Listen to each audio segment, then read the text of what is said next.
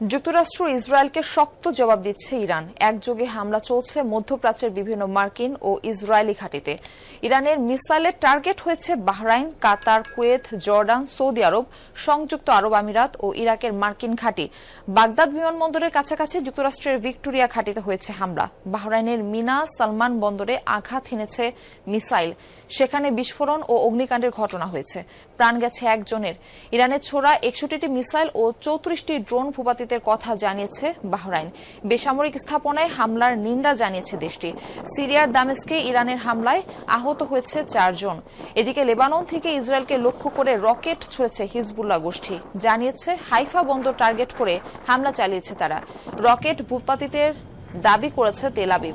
কোনো ক্ষয়ক্ষতি হয়নি বলেও দাবি দেশটির।